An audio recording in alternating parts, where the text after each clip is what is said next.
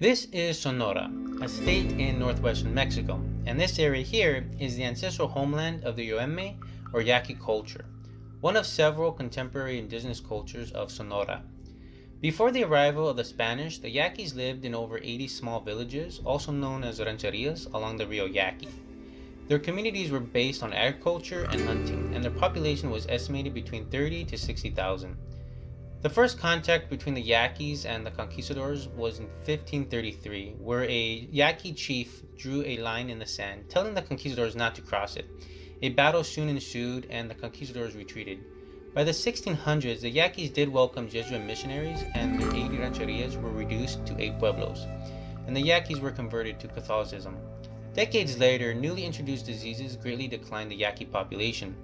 By the 1730s, the Yaquis faced another hardship of a failing mission system and encroachment on their lands from new settlers.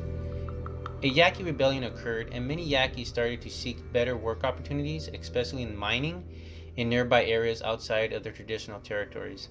As Mexican independence was achieved in 1821, tensions continued to occur as the new government wanted the Yaquis to be integrated into their society, pay taxes, deny Yaqui self-government, and also use their land. This led to multiple rebellions and tragedies throughout the century. By the mid and late 19th century, many Yaquis ventured to Arizona to work in the industries of agriculture and the railroad. While back in Sonora, a notable rebellion led by Yoeme took arms against what has been described as a brutal dictatorship of Porfirio Diaz. All this bloodshed led to Porfirio Diaz creating a solution to end this violence by deporting the Yaquis to the plantations of Oaxaca and Yucatan in the 1900s.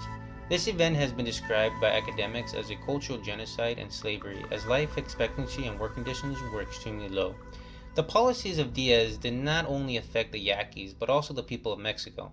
This started the Mexican Revolution in 1910. And many Yaquis joined the cause and were part of different military fractions. This forced Diaz to be exiled to France, and a new constitution was formed. However, the Yaquis wouldn't achieve their ultimate goal until President Lázaro Cárdenas allowed the Yaquis their own land and self-government in the 1930s. The tensions between the Yaquis and the government were reduced greatly, while the Pascual Yaquis of Arizona became federally recognized by the United States in 1978 and were given a reservation near Tucson, Arizona. Today, there are over 40,000 Yaquis living in both countries and nearly 20,000 Yaqui speakers. They continue to be part of both societies while also continuing to celebrate their rich traditions throughout the year.